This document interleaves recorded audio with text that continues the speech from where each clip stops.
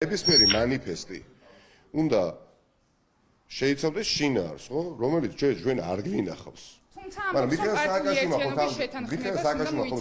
სააკაშვილმა ხომ იცის სამწუხაროდ კეზერაშვილ მერაბიშვილის მეცადინეობით რომ პარტია არის უბრალოდ გახლეჭილი. მე არ ამგონია იმ წინადადებაში, რომელსაც გუშინ მე მივეცი, ასე თქვათ, გასაქანი და საჯარო გავხადე, ნებისმიერი იქ ჩამოთვლილი კომპონენტი არ შეიცავდეს რეალობას. ეს იყო ერთგვარი პასუხი მიხეილ სააკაშვილს დღევანდელი განცხადება წერილობრივად. დიახ, ეს იყო პასუხი და დადასტურება ერთობის ნებისა. ამ მანიფესტში რა ეწერება?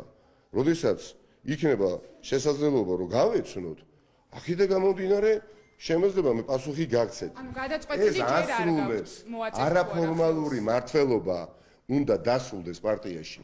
ნებისმიერი მანიფესტი, ნებისმიერი წინადადება უნდა ემსახურებოდეს პარტიაში არაფორმალური მართლობის დასრულების შესაძლებლობას. იმ შემთხვევაში თუ დოკუმენტს ხელს არ მოაწერთ, რა ნაბიჯებს გადადგამთ, დატოვებთ თუ არა პარტიას, იმიტომ რომ მიხეილ სააკაშვილი მკაფიოდ ამბობს, რომ ვინც არ შემოუერთდება მის მიერ დაინიცირებულ მანიფესტს, ავტომატურად ნაციონალ-მოძრაობის გარეთ აღმოჩნდება. ნებისმიერი მანიფესტი უნდა ასრულებდეს კეზერაშვილ მერაბიშვილის არაფორმალურ მმართველობას პარტიაში.